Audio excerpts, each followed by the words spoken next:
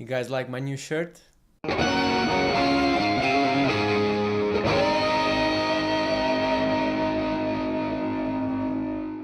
Olá pessoal, meu nome é Bernardo. I know it's been a while since I've done one of these concert reviews, band recommendations kind of thing. I went to Incubus's concert last Friday on the O2 Academy in Brixton, and I'm going to tell you my experience, all of the songs that they played that I enjoyed, the songs that I wanted them to play and they didn't stick around. If you like alternative rock music, you will like this video.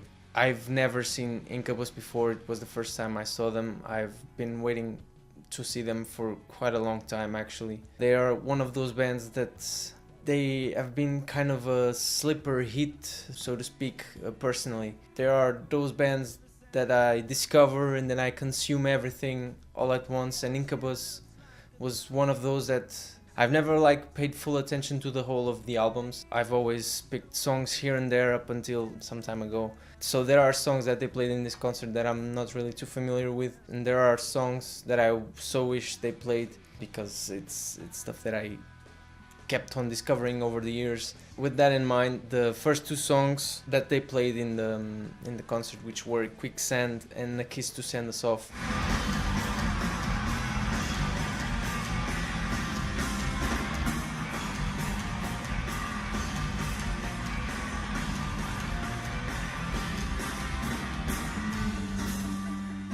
I didn't really know them, to be honest, that very much, but they were good songs. I enjoyed them. But then after those came some of the ones that I've always been familiar ever since they came out, which were Anomaly,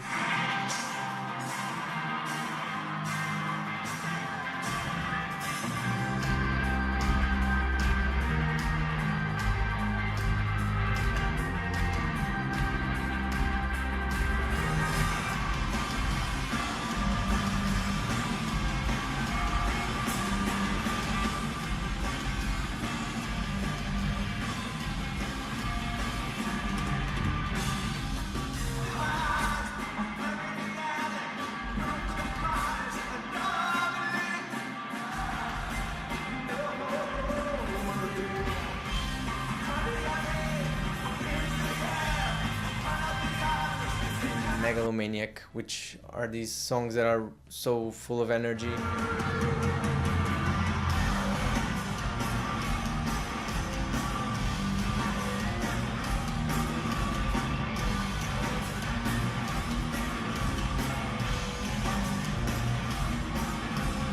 I think that Mike Azinger,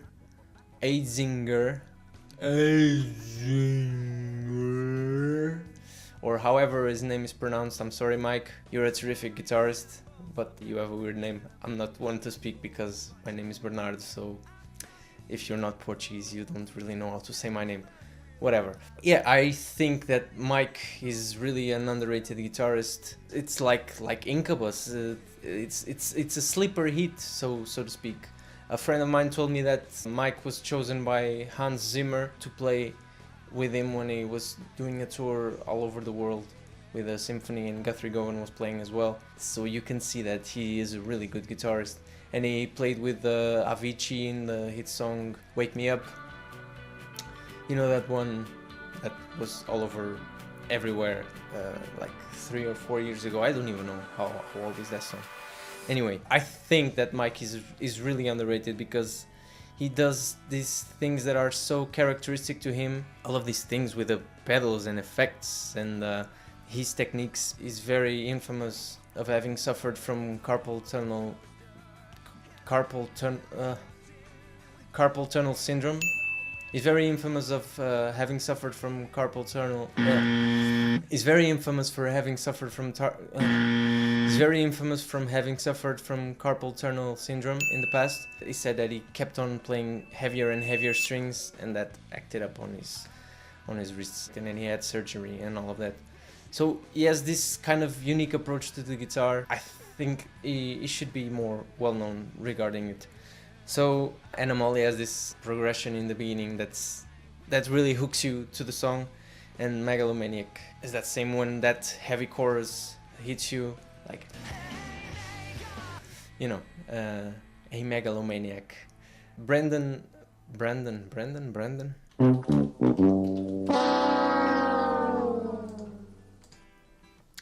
And speaking about that, Brandon is also an amazing vocalist. To be honest, he's already in his 40s and you can notice that he's starting to save up on his voice. He's starting to be a bit more contained. Like, these guys are on tour for all of these dates, you see. If you're singing like on the top of your lungs 110% every night while you're on tour, you're about to screw up your voice. So you can see that he's saving his voice, but he's still a terrific performer. After that, they played Privilege, which is a song that I know is pretty popular, but I haven't listened much of it. In the middle of the song, they did like this kind of bridge with a really popular song from, I don't even know what the hell that was, but I've heard that song before. And Brandon was doing percussion stuff and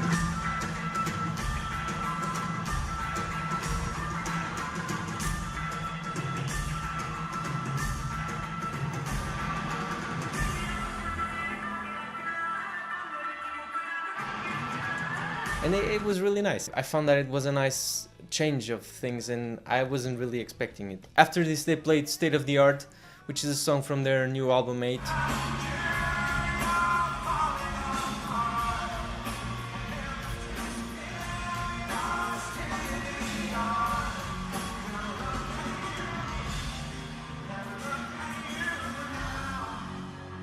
I've listened to this album a couple of times. I'm really liking it. It's a pretty good image of what they are nowadays, and I find that it's a really balanced album overall. Unfortunately, and this is kind of a recurring theme in my band analysis videos, they didn't play my favorite song from that album, which is Loneliest. I don't know, something in that song just drives me towards it. I don't know if it's the lyric, if it's the ambience. It's just an overall amazing song, and you should listen to it if you're not familiar with it. But they played State of the Art, which is a song that I enjoy a lot from this album as well. Then after this, they played 3 songs which are more towards the oldest side of their catalog: Circles, I Miss You, and Pardon Me.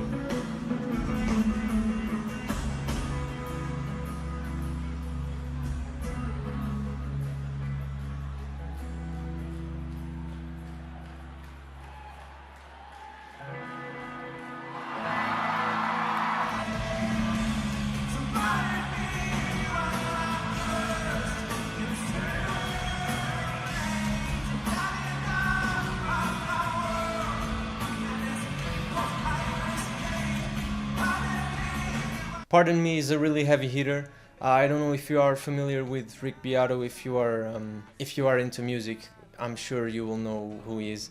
He does this analysis, like really in-depth analysis of songs. Not this. This is nothing. This is nothing compared to what he does. And he made an analysis of this song, which made me really appreciate it. Previous to this, I didn't know the song very much, but now I really enjoy it with another set of ears, and so I really like this one. After Pardon Me, they played another song from the 8 album, which I like a lot, No Fun.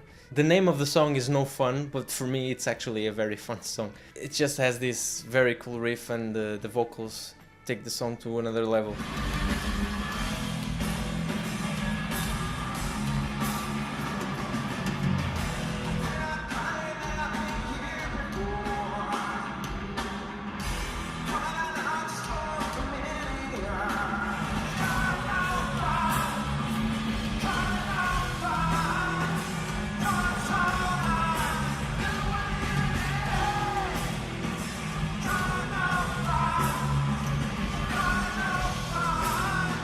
After this came Absolution Calling, which is one of my favorite songs of them of the latest years.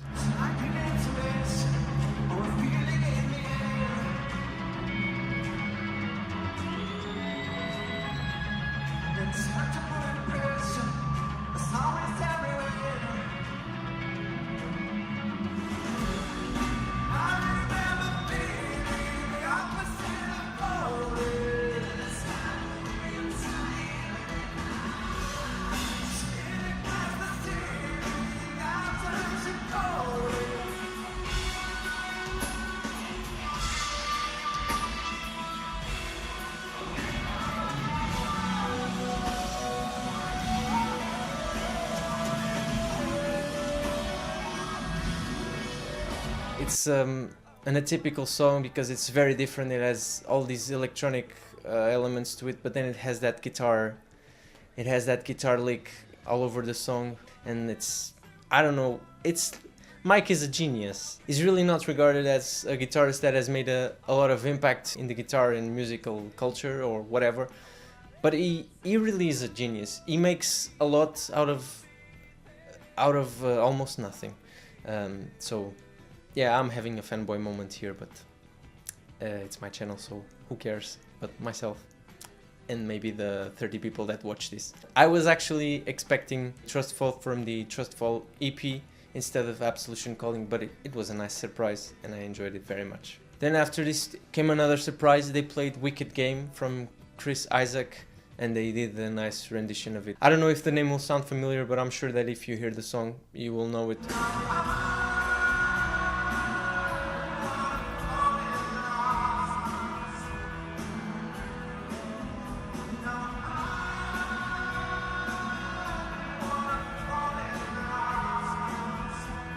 And it's a song that I used to play with my band back in Portugal.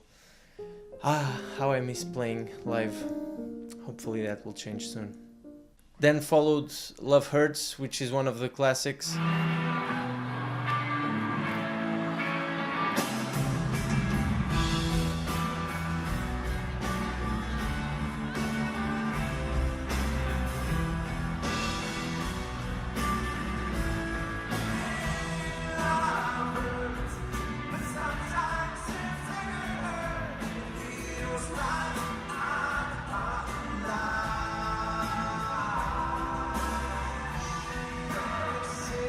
It's a really cool song as well. Love Hurts is overall a great broken-hearted song. After they played Are You In, which is a song that I'm not too familiar with, but it's one that has made a mark, and in the coming months, years, I'm sure that it will have another impact in me.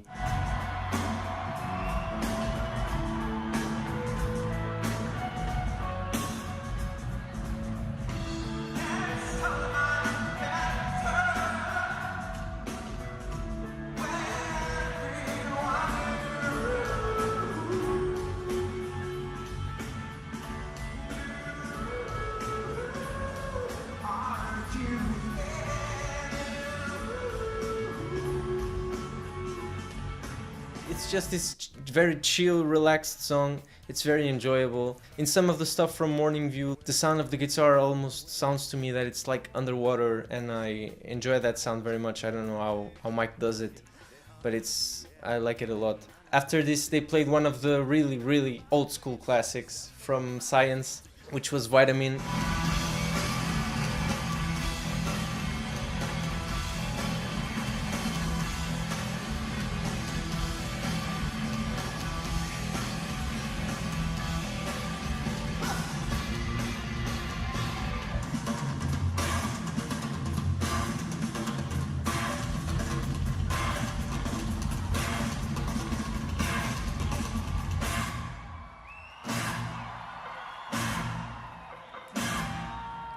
I like Vitamin, but it's, once again, not my favorite song from Science. I really wish that they would have played Glass instead. I guess it's a song that it's pretty atypical because of the old ring modulator effect. It's one pedal extra for just a song, and the Mike's pedal board was... it was really big. And he was like playing with two Mesa Boogies. He's really old school in that regard. You see all these guys playing with XFXs and Kempers, and I mean, he has a guitar tech and roadies, of course. There's no way that he would pull that off if it was just him on his own, like putting it all together. After Vitamin, they played Nice to Know You, which is a song that in the chorus you feel that energy as well. It gets you pumped.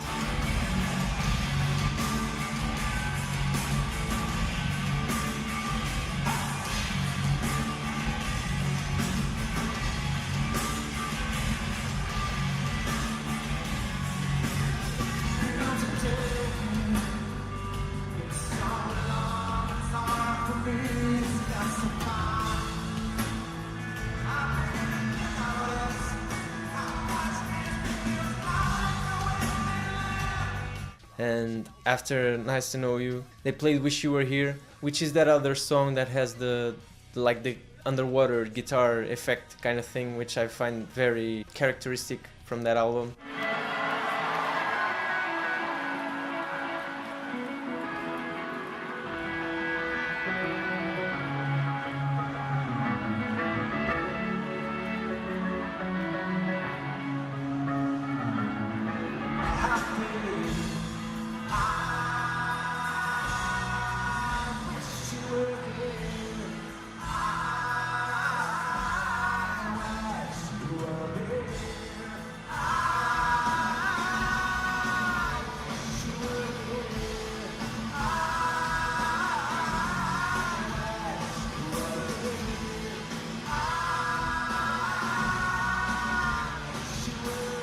They played it in like a weird way. Mike was on his own playing the guitar part, and then Brandon entered, and so in the first verse it was guitar and vocals only, and then after it was the whole band thing. Personally, I think that it works better when they do like the studio version or whatever, when it's with the drums in the beginning as well, because it adds to the song. It really adds to the song. I love the drumming work in that song as well. But they have to switch things up so that they are bored of playing the songs exactly the same way every night. Yeah, I was happy to hear it. That's all. And then after it, they did a surprise as well. They played Wish You Were Here from Pink Floyd.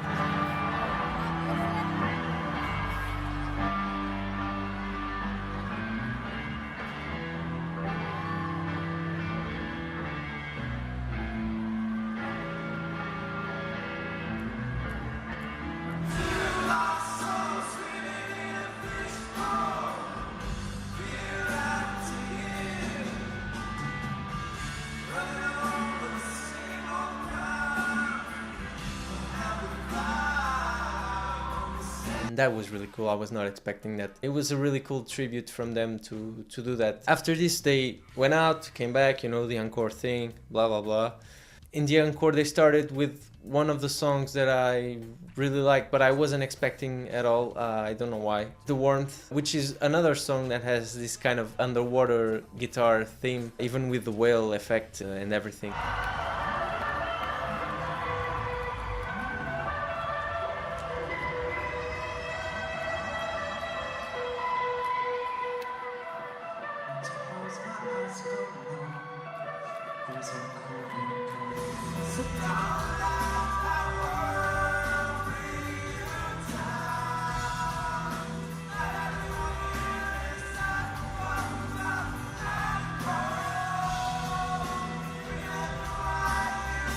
And it was a really cool song to hear live. It's one of my favorite songs from them as well. After this, they played Drive, which is the classic. I'm a bit spoiled by the HQ live version. I really love that version. And here they played it like, instead of starting with the guitar, they started with the DJ doing the chords on piano. And it's a different take on the song.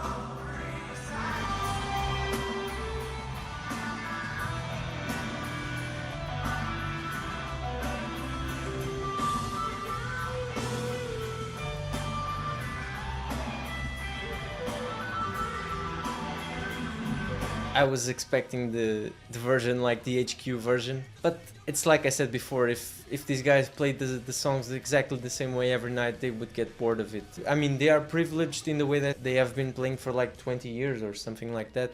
If I was in the same position as them, I would feel very blessed and lucky. But I remember that even with my band, we played covers and we had to change things up from time to time so that we didn't play exactly the same thing every night. After the classic of the classics, they played The Crow Left of the Murder, and after this it was another surprise. They played Pony from Genuine, which was something that was really unexpected from my part.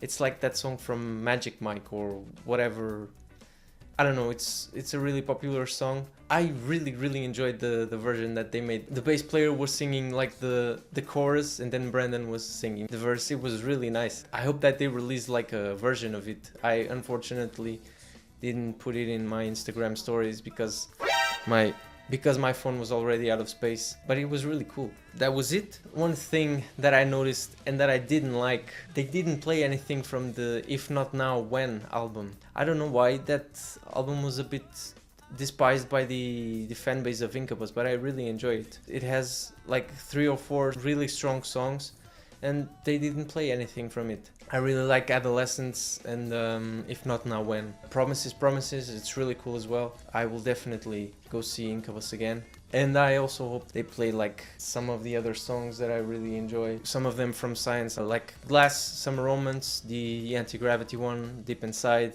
Deep Inside has this really jazzy solo, which is really cool. Other than that, there are some other songs like Pistola. Talk Shows on Mute is a really strong song. I think it's not that popular. What Can We Do? And then my favorites from the new album, Loneliest, which I hope to hear in the future. All in all, it was a really positive experience, and I'm definitely going to see them again. Okay, so we have gone long enough talking about this. I hope you enjoyed this video. I hope you share it. I hope you comment. Talk to me about your Incubus favorite songs, about your favorite albums, why you like them, why you don't like them. You know what to do. So I hope you guys have a fantastic week, and I'll see you on the next video. Until then, bye bye.